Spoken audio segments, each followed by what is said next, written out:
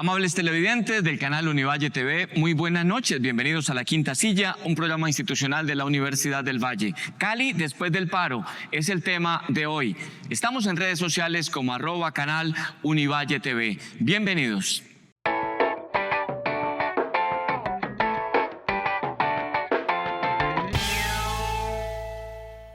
Hoy Cali tiene un desempleo del 18.7%, que afecta especialmente a la población entre 17 y 28 años, en donde alcanza 25.8%, una informalidad laboral del 49% y una pobreza monetaria que pasó del 21.9% al 36% durante la pandemia. Un panorama social que explica un poco por qué Cali fue el epicentro de este estallido social que empezó el pasado 28 de abril. Cali después del paro es el tema de esta noche en La Quinta Silla. Invitados muy especiales para hablar de este tema esta noche, la profesora Valeria Eberle. Ella es politóloga, socióloga, integrante del equipo de investigación del Programa Institucional de Paz de Univalle. Profesora, bienvenida, buenas noches. Buenas noches, Gildardo, muchas gracias. Buenas noches, profesor Castillo, y a Diego Arias, que nos acompañan esta noche. Buenas noches a la audiencia. También nos acompaña el profesor Luis Carlos Castillo, sociólogo, profesor de Univalle, titular, investigador e integrante del Instituto de Investigación e Intervención para la Paz de Univalle. Profesor, bienvenido, buenas noches. Gracias, Gildardo, por la invitación a este importante programa. Gracias, Valeria, muy contento de estar contigo. Somos compañeros de aventuras en el Instituto de Investigaciones e Intervenciones para la Paz de la Universidad del Valle. Y también un saludo especial a Diego Arias y a toda la audiencia de este excelente programa. Diego Luis Arias es gestor de paz, es enlace territorial del programa Compás de Pastoral Social en esta región del país y tiene una amplia experiencia en derechos humanos, toda vez que fue asesor presidencial en ese componente. Los tres invitados han estado muy cercanos por temas de investigación, de trabajo, de inquietud académica, a este proceso, a este estallido social que se ha vivido con mayor intensidad en la capital del Valle del Cauca. Y por eso la primera pregunta pues es ¿por qué Cali? Por esas cifras de las que hablan siempre los analistas, los economistas, o un poco porque Cali es una ciudad también mayoritariamente joven. Profesora Valeria, inicialmente. Bueno, Gildardo, hay muchos tipos de explicación posible. Yo creo que habría que pensar que la ciudad ha ido, además, digamos, de sus deterioradas condiciones socioeconómicas que usted mencionó en el inicio del programa y que todos hemos podido constatar en las calles de la ciudad, yo creo que también hay diferentes situaciones. Cali ha sido una ciudad que se ha ido movilizando políticamente de manera progresiva en los paros y movilizaciones sociales anteriores, muy influenciada también por las dinámicas que vienen del sur del país, del Cauca particularmente, con una fuerte influencia simbólica, política también en su relación con el movimiento indígena. Cali se movilizó muchísimo durante el paro campesino, durante las movilizaciones estudiantiles. La Universidad del Valle ha sido muy importante también, el compromiso en movilización social de los estudiantes. Y siento que de alguna manera la movilización social en la ciudad y en el suroccidente ya se dejaban ver con mucha importancia.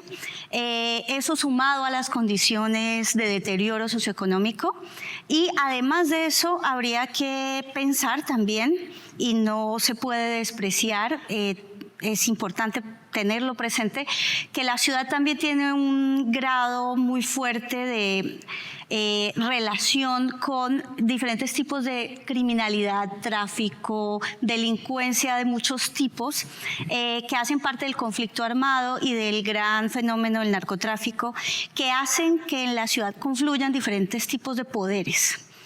Y eso no se puede tampoco invisibilizar. Profesor Luis Carlos Castillo, ¿por qué ese estallido social, esa protesta, esa movilización social se da con mayor intensidad en Cali? Yo creo que hay causas estructurales y causas coyunturales. Y comparto en general lo que ha planteado Valeria. Esta es una ciudad que es el centro de una ciudad-región. Cali no son los límites geográficos de la ciudad.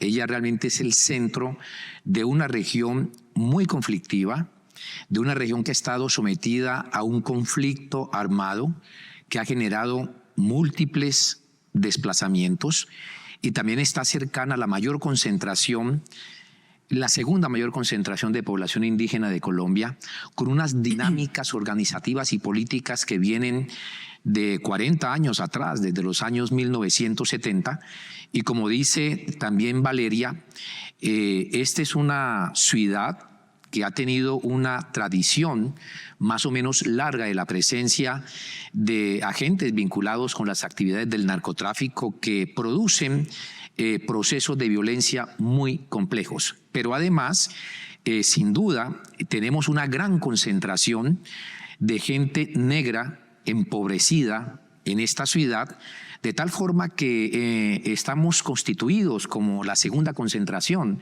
más importante de gente negra de Colombia, incluso hasta de América Latina. Y eso habría que agregar, pues entre otras cosas, un proceso acelerado de desencanto de los jóvenes en la ciudad de Cali.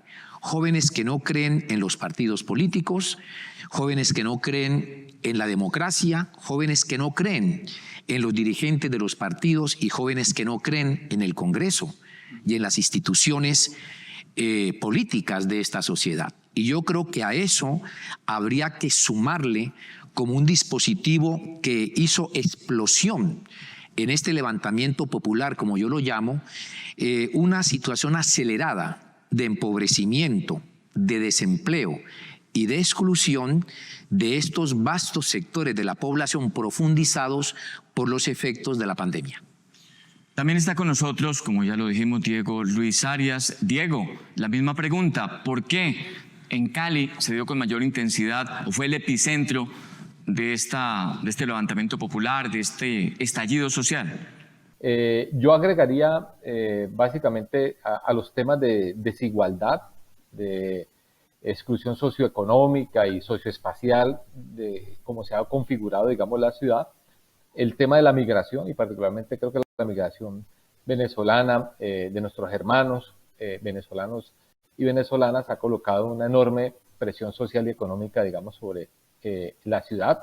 Y adicionaría a lo que ya comentan los colegas, básicamente el tema de la gobernabilidad y de la gobernanza de la ciudad. Creo que esto sucedió en un momento en el que, por distintas causas o razones, digamos, el gobierno estaba en una situación, digamos, de desventaja y en otras condiciones, digamos, por difícil que hubiera sido esta circunstancia, yo creo que igual a cualquier otro gobierno muy posiblemente le hubiera sobrepasado, pero creo que en las condiciones, digamos, de debilidad en la opinión pública de parte de la administración municipal, terminaron haciendo una masa crítica negativa para que esto sucediera de la forma como sucedió. Diría finalmente que, por supuesto, a lo social, a la movilización y a la protesta que fue alegre, entusiasta, masiva, se sumó una condición en la que para el cálculo de actividades ilegales de distinto orden, incluida la de grupos armados ilegales, Cali siempre será un lugar estratégico desde el cual sus actuaciones pueden llegar a tener una repercusión importante en función de sus proyectos estratégicos. Muchas gracias, Diego. Y ahora los invito a ustedes y a los televidentes a ver la siguiente nota preparada por nuestro equipo de producción.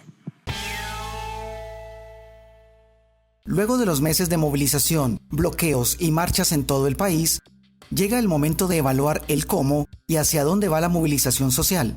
Cali, al ser epicentro de este paro nacional, es la que más ha sentido los embates de orden económico, social y político. La ciudad se ha transformado, no solo por la resignificación de espacios, sino porque en la lógica político-electoral, Cali está dividida en dos bandos: los que reivindican la lucha social como mecanismos para defender sus derechos, y los que confían en que el establecimiento nacional está haciendo las cosas de manera correcta. No es gratuita la consigna que dice: la lucha es en las urnas, y es que desde diversos sectores se empiezan a visibilizar candidaturas, nuevos movimientos y gente dispuesta a hacer la carrera para estar en los espacios de decisión. La ciudad, que se encuentra muy dividida, busca una salida política hacia la reconciliación, pero quedan brechas difíciles de cerrar. ¿Podrá Cali reponerse a los remanentes de la movilización y solucionar la bomba social y económica? Hoy, en La Quinta Silla, Cali y la transformación de la movilización social. Vamos a unos mensajes de patrocinadores y ya regresamos con el segundo bloque de esta conversación sobre qué va a ser de Cali después de este paro, qué viene, cuál es el proceso de recuperación y qué viene también con el movimiento social que se expresó en los últimos 2 meses.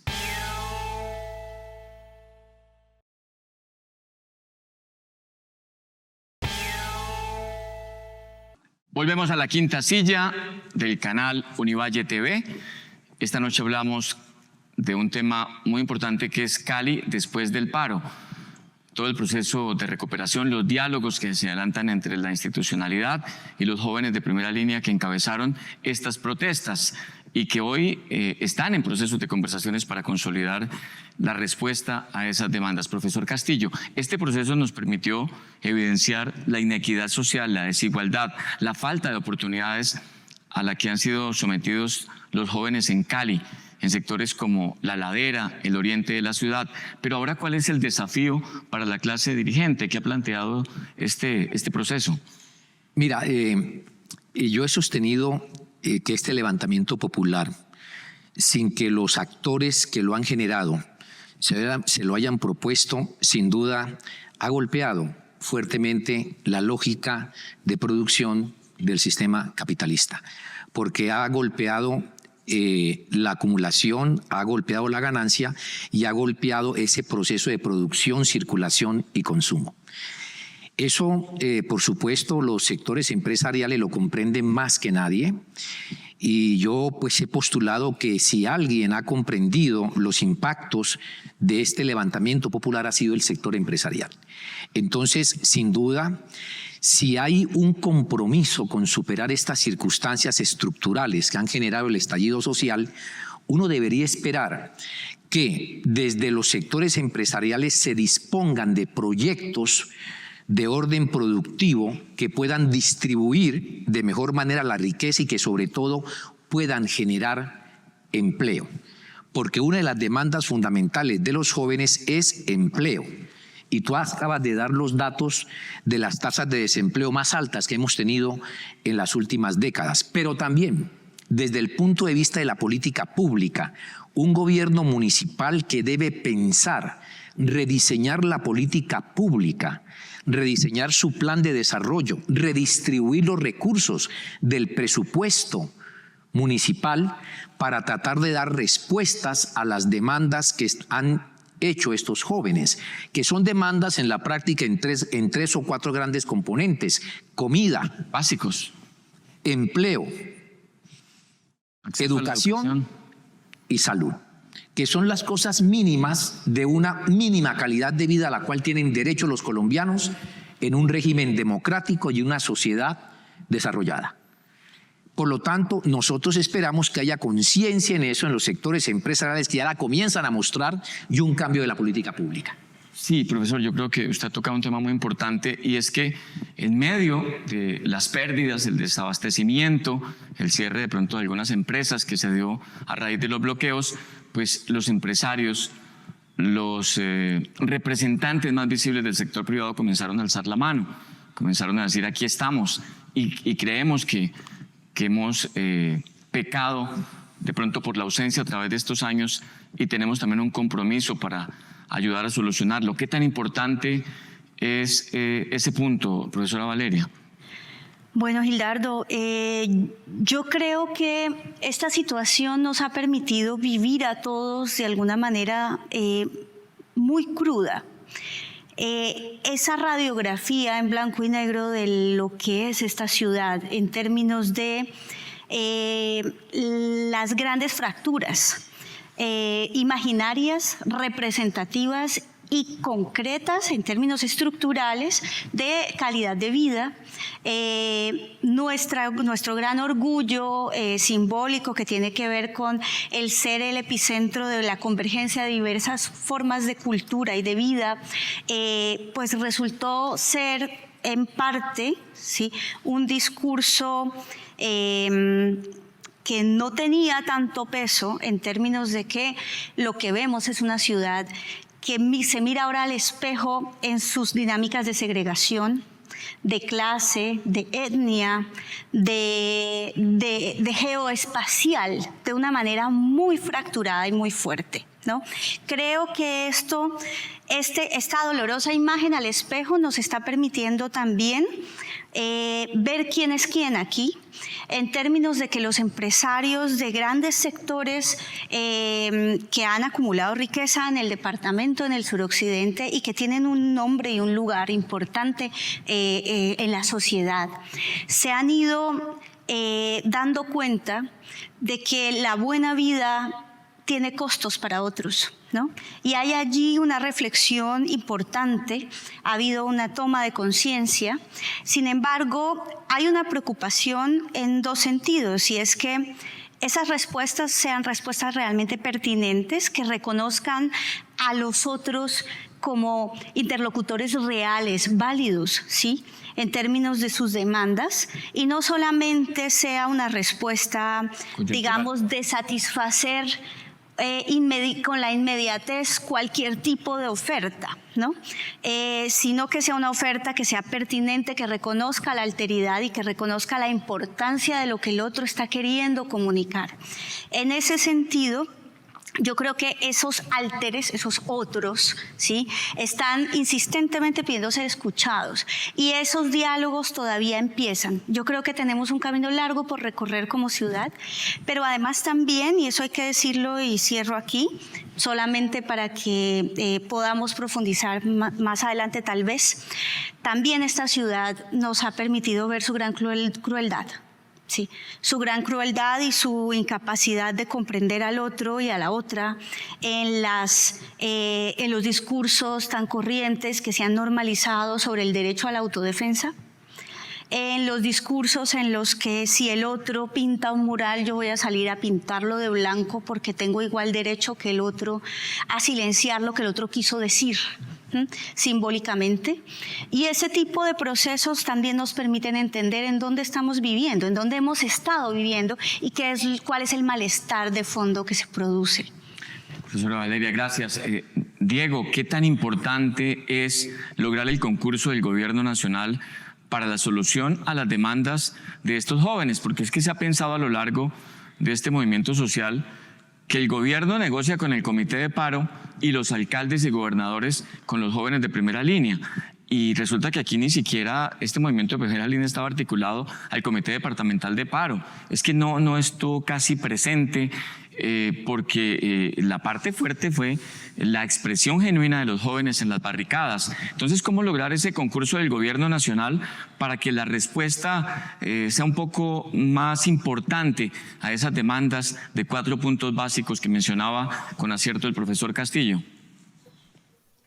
Pues Gildardo, yo veo a propósito de la pregunta inicial un escenario muy complejo, porque un poco asimilándolo y no viene exactamente al caso al ambiente empresarial y de los negocios, yo entiendo como una conflictividad y un momento multinivel, digamos, y esos niveles conectados, entendería que la solución también, o el trámite, no la solución, el trámite positivo de esa conflictividad tiene, digamos, también, por supuesto, distintos niveles. Yo reconozco plenamente que hay un lugar central, usted lo acaba de mencionar, el de los jóvenes y las jóvenes de la ciudad de Cali, con las expresiones, digamos, en los puntos de resistencia, pero entiendo que eso está inscrito en el marco también de una situación política donde los jóvenes, digamos, se han podido, digamos, expresar. Y yo no estoy seguro que tramitando positivamente el tema de los jóvenes en Cali sea suficiente para superar la conflictividad, que entiendo por lo menos nos va a llevar a una situación hasta las elecciones del próximo año. Dicho esto, pues por supuesto que yo sí creo que hay una necesidad de que el gobierno nacional se comprometa. A mí me aterra, me sorprende, me decepciona que a estas alturas, frente a la magnitud de lo que ha sucedido, el gobierno nacional no espabile, no asuma una agenda de reformas profundas, democráticas, y siga como si no hubiera pasado nada. Yo ese reclamo, pues por supuesto, adhiero a quienes lo están haciendo público con enorme preocupación, pero diría que en relación con el tema de los jóvenes de nuestra ciudad, el concurso de la nación, del departamento, resultan absolutamente claves.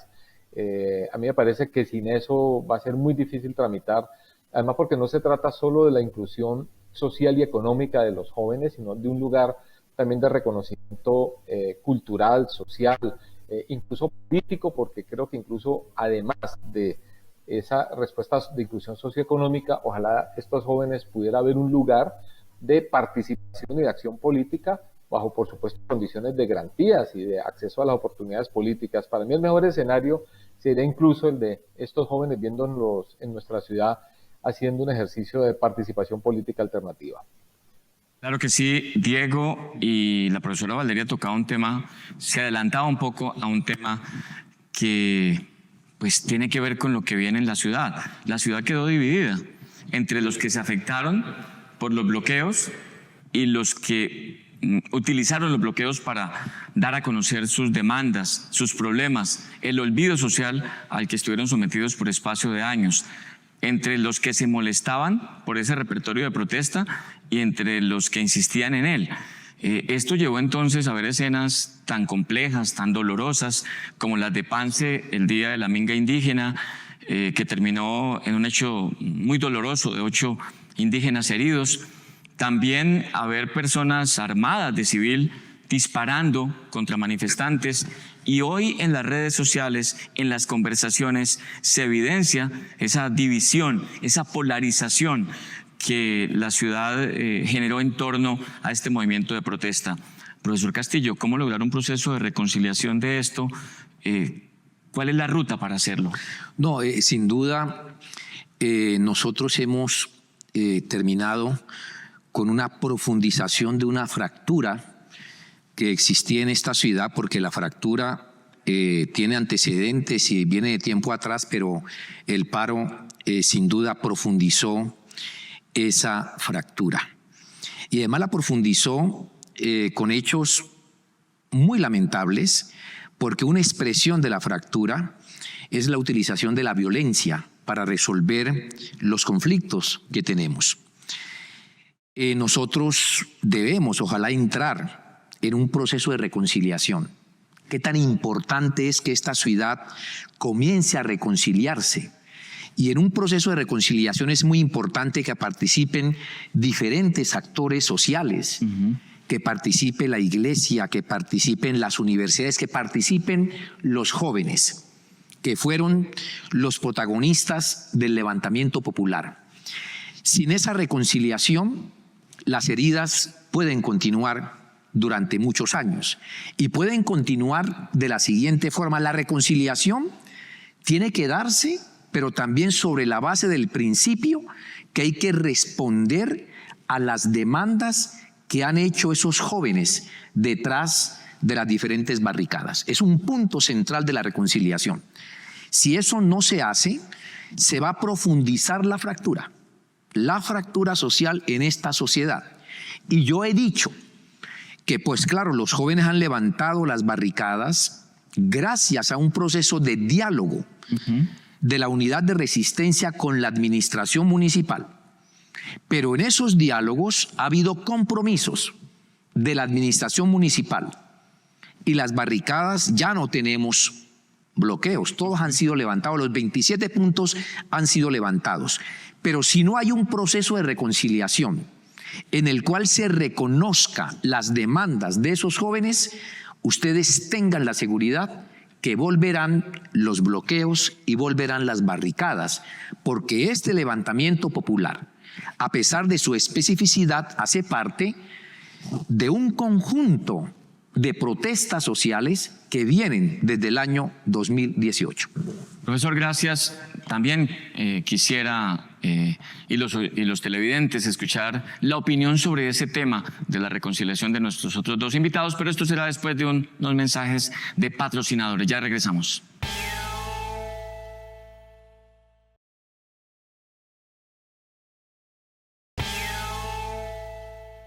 Volvemos a la quinta silla del canal Univalle TV. Cali, después del paro, es el tema de esta noche. Nuestros invitados, la profesora Valeria Eberle, el profesor Luis Carlos Castillo y Diego Arias. Diego, sobre el mismo tema, ¿cómo avanzar en la reconciliación de una ciudad polarizada después de este movimiento social? Aquí hay una única ciudad y esa ciudad, digamos, hay que restituirla en una unidad, en una visión compartida, en la confianza, en un destino, digamos, común. Y yo concuerdo en que los signos de ese destino compartido, de esa visión común, son el de la inclusión social y económica, y atendiendo particularmente los reclamos de los jóvenes, de las jóvenes, pero también de otros sectores que están en la exclusión y son objeto de discriminación y segregación social y económica y espacial también en esta ciudad. Y el otro signo de esa visión compartida, que es a la que creo que debemos apuntar, a esa visión común, es el signo de la reconciliación. La reconciliación es muy compleja porque significa ni más ni menos el encuentro y el reconocimiento del otro, de su expresión, de sus intereses, su dolor, de sus miedos también. Creo que aquí ha habido una enorme dimensión, digamos, del miedo, de los temores. Hoy mismo estamos, yo creo que en una calma, como decimos aquí en Cali, calma chicha, angustiados si esto se va a volver a repetir o vamos a ser capaces de transitarlo. Yo quiero rápidamente poner como ejemplo, porque está en el terreno de lo simbólico, algo que le implica un enorme desafío para la reconciliación. Por ejemplo, el tema de los símbolos. Ya la profe Valeria Eber le hablaba del tema de los grafitis, pero yo me quiero referir a cómo podemos hacer posible en esta misma ciudad un legado y una expresión de lo simbólico como el monumento en Puerto Resistencia, de la lucha de los jóvenes, que creo que está bien concebido artísticamente y fue producto, digamos, del trabajo de los jóvenes, y sería inadmisible que esta ciudad o alguna autoridad prestara su acuerdo para que fuera, digamos, destruido, ¿cierto? De manera que yo concuerdo en la decisión de la administración municipal y de buena parte de esta sociedad de respetar ese hito como parte de lo que nos ha ocurrido y de este legado que nos deja esta conflictividad. Pero de la misma manera, si queremos hacia una ciudad reconciliada y avanzando hacia una visión compartida, también tendríamos que decir que hay que darle escucha y audiencia a quienes también están reclamando entonces que se restituya la estatua de Sebastián de Belalcázar, porque la reconciliación no es solo poder dirigirse y hablarle a un lugar de la sociedad, lo popular, la calle. El gran desafío es incluso incluir a las élites, digamos, en un acuerdo y en un destino compartido. Yo, para que quede claro sobre el tema de Sebastián de Belalcázar, tengo muy cierta mi postura de que no debiera haber monumentos, ni homenajes, ni nada de su tipo para situaciones históricas que significaron el exterminio, la dominación, el despojo. Por supuesto que no. Pero no concuerdo, digamos, con las formas, los hechos de fuerza, porque con el mismo hecho de fuerza que algún sector puede legitimar que se derribe la estatua de Sebastián de Belalcázar, otros lo podrían hacer para el monumento de Puerto Resistencia. Entonces yo digo, tenemos que ser capaces en la misma ciudad de hacer posible que esas realidades hoy antagónicas convivan sobre la base de una resignificación y una discusión sobre los significados de lo simbólico, pero ni más ni menos es el desafío de la reconciliación. No es solo entre los sectores populares y la academia y la iglesia. El desafío es reconciliar a otro sector, pero concuerdo que la base tiene que ser la inclusión social y económica de los más excluidos, pero el desafío de la reconciliación versa ni más ni menos sobre esas enormes contradicciones, no solo simbólicas, sino reales. Bueno, el profesor Castillo ha hablado de reconciliación y un elemento necesario, cumplir los compromisos. Diego Arias habla de respetar lo simbólico y ese respeto a la diferencia tan importante. ¿Qué le agregaría a usted, profesora Valeria, para poder avanzar hacia la reconciliación de una ciudad polarizada después del paro? Bueno, Gildardo, yo creo que tenemos que reconocer también de dónde proviene la situación que tenemos en este momento. Creo que Cali no está aislada. Es cierto que Cali ha tenido unas particularidades que en alguna medida hemos logrado esbozar en esta conversación, pero nuestra situación social y política viene de la construcción de una cultura política de 60 años de conflicto armado. Y el país entero ha transitado por diferentes formas de construcción de su subjetividad política y de las emociones políticas en relación con la manera como hemos experimentado el conflicto armado y en esa medida también y a partir de lo que ha articulado el conflicto armado, la relación con las instituciones, con la idea de la democracia, con la alteridad, con la mirada sobre la construcción del otro, ¿no? Y creo que eso hay que recogerlo aquí como una primera premisa para pensar qué requerimos para reconciliarnos. Yo creo que lo primero que necesitamos para reconciliarnos y reconociendo un poco lo que venía diciendo tanto el profe Castillo como Diego Arias es: por un lado están unas dinámicas materiales concretas que tienen que ver con la política social del país, el acceso a los derechos, porque si no todo lo demás podría ser fácilmente un discurso vacío, pero también hay un asunto cultural que tiene que ver con quiénes somos aquí, cómo nos escuchamos, cómo reconocemos la vivencia, la experiencia, la mirada de los otros. Y creo que es muy, muy importante que tengamos en cuenta que hay una gran cantidad de población que está silenciada. Hay una buena parte de la ciudad que no dice nada, lo que hemos llamado siempre las clases medias, que también en buena medida han tenido posturas más íntimas, ¿sí?, de apoyo secreto, silencioso o un poco más explícito a la manifestación de protesta social, pero que no se identifican plenamente, por ejemplo, con la postura de quienes han bloqueado. Otra gente que tiene más una tendencia a identificarse con la élite de la ciudad, sin embargo también es crítica frente a la política y a la dificultad de acceso a derechos. Creo que es necesario generar escenarios de reconocimiento mutuo, de escucha y de acercamiento a la experiencia vital del otro y la otra. Esos escenarios son vitales porque en general en las experiencias de posconflicto y de transición, los escenarios de escucha mutua son la única posibilidad de reconocimiento de la vivencia del otro y de dónde viene la postura del otro, y solo en esa medida es posible entenderse. Muchas gracias, profesora Valeria. Profesor Castillo, para cerrar este bloque sobre el tema de polarización, yo quisiera preguntarle, ese fenómeno de una ciudad dividida, con unas elecciones tan cercanas, ¿cómo se puede expresar? Primero vendrán las parlamentarias y luego las presidenciales. Y Cali, históricamente, sobre todo en la historia reciente, pues ha votado distinto al resto del país. ¿Cómo se pudiera expresar ese fenómeno de la ciudad polarizada después de este movimiento social en las próximas elecciones? Las expectativas son ahí complejas. Uno podría pensar en términos generales que si es cierto la gran encuesta que hicieron entre segmentos de los jóvenes han señalado que están dispuestos a votar, están dispuestos a participar en las próximas elecciones, porque regularmente los jóvenes tienen una escasa participación electoral. Una apatía histórica. No, porque no creen en el sistema electoral, no creen en el sistema político, no creen realmente en nada, son desencantados de la política. Entonces, pero esta encuesta dice, por sorpresa, que están dispuestos a votar en una buena proporción y que esa votación estaría orientada no exactamente a los sectores que tradicionalmente han controlado el poder.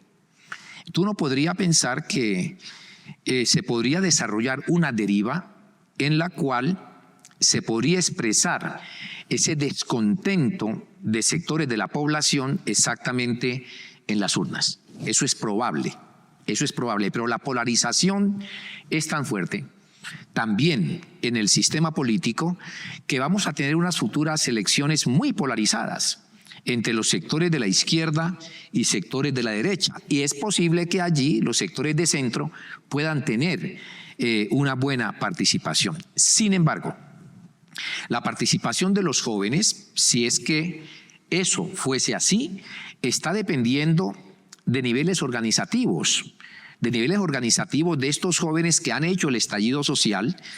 Yo creo que de alguna forma algo desorganizada, toda esta expresión de carácter popular, pero el que se exprese electoralmente estos sectores de la población va a depender del nivel de organización que ellos puedan construir en el inmediato Para futuro. lograr la permanencia en el Claro, tiempo. por supuesto. Por ejemplo, en algunos puntos ha venido surgiendo la idea de asambleas populares, que es muy importante. Y también ha ido surgiendo algún nivel organizativo entre estos sectores juveniles. Si esos sectores de organización se pudiesen mantener, fortalecer, podrían derivar hacia una opción de carácter político. Estamos en la quinta silla del canal Univalle TV. Hablamos sobre Cali después del paro. Mensajes de patrocinadores y volvemos con el bloque final de este programa.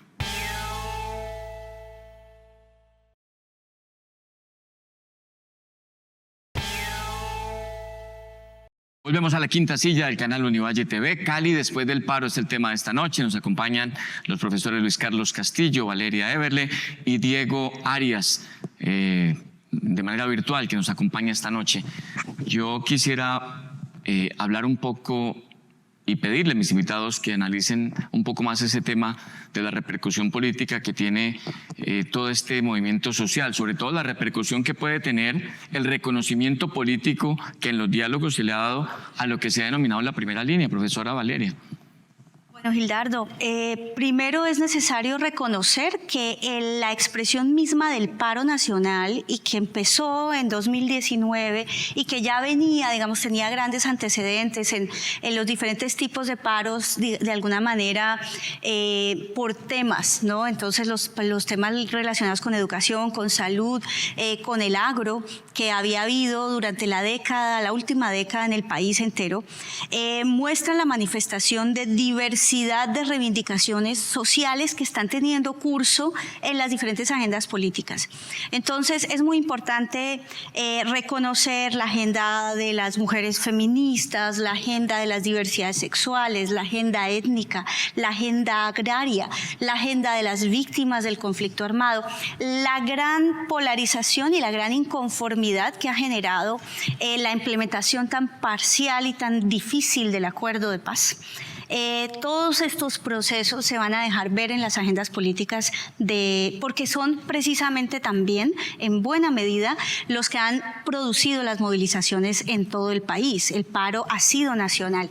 Entonces, creo que eso es importante reconocerlo.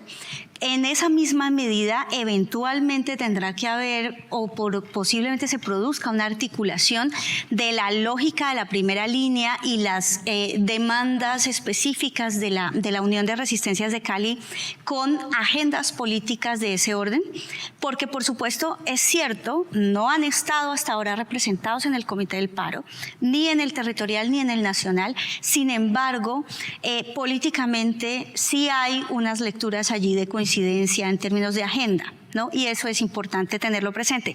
Como decía ahora el profesor Castillo, dependerá también de lo que suceda en la capacidad organizativa, que no es sencilla, porque hay una gran diversidad de actores, y en la capacidad también de desmarcarse de los discursos más radicales que logren construir los jóvenes y las jóvenes. Pero además hay otra cosa que es importante, y es que yo sí creo que va a incidir en el resultado electoral el hecho de que la gente tiene un hartazgo con la maquinaria política tradicional, que va a ser muy probablemente, yo lo percibo así desde mi observación, digamos, en los barrios y acompañando estos procesos asamblearios, que esta vez le va a quedar muy difícil a las maquinarias tradicionales comprar votos.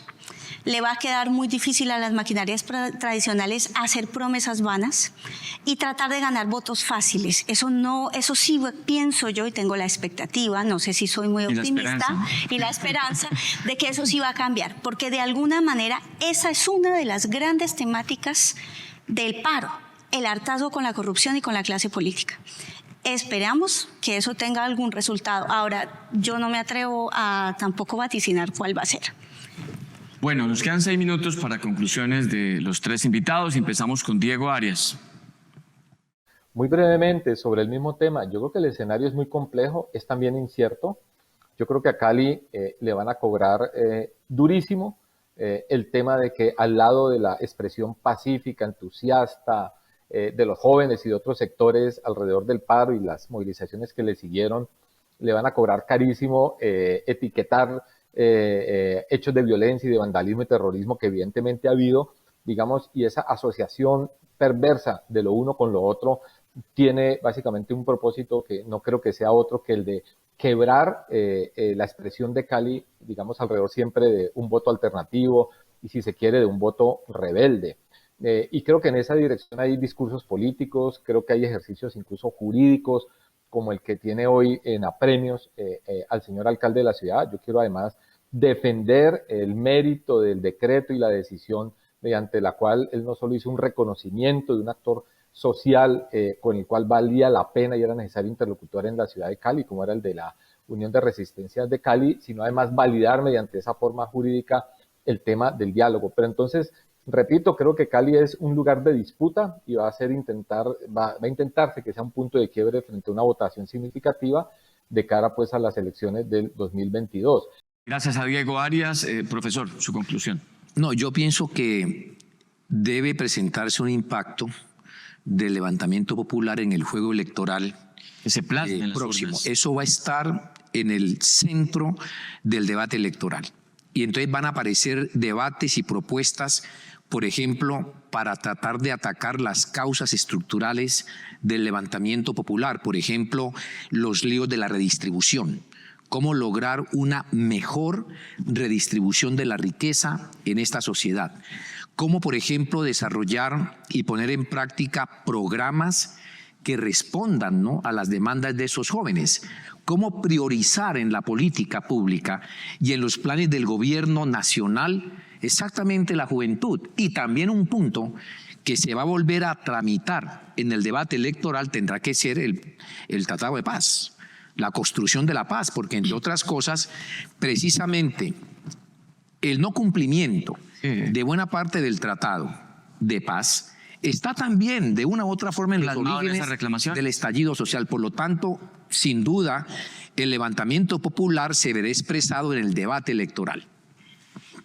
Profesora Valeria, su conclusión.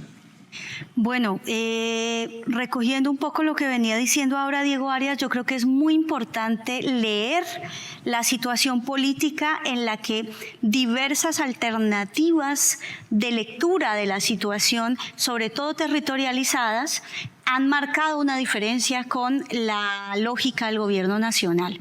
Yo creo que eso es muy importante entenderlo allí. Creo que el anuncio reciente de la alcaldesa de Bogotá de establecer también una mesa de diálogos bastante tardío con respecto al proceso caleño, hay que decirlo, y en ese sentido también es importante respaldar al alcalde de Cali, que le ha dado una dimensión política a este tema y que ha entendido a los jóvenes y en general a las personas que han manifestado en su dimensión de interlocutores políticos.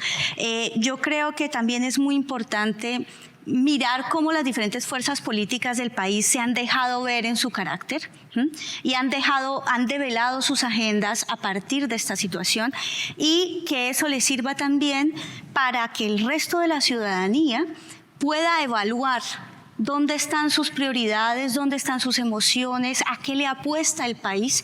Y sobre todo, hay una cosa que a mí me parece vital pensar incluso en términos de la mirada hacia las próximas elecciones, y es cómo ampliar el nosotros y pensar el futuro juntos. Porque una cosa que sí definitivamente el país está necesitando es escenarios de diálogo y reconciliación. Pues muchas gracias a mis tres invitados, la profesora Valeria, muchas gracias, el profesor Luis Carlos Castillo y Diego Arias, por permitirnos esta noche conocer sus miradas tan importantes para el análisis sobre este tema que nos ocupa a todos, que tiene que ver con la reconciliación de la ciudad Cali después del paro. Nos vamos por hoy en la quinta silla del canal Univalle TV. Volveremos el próximo lunes con otro tema de interés aquí en el canal Univalle TV. Hasta entonces.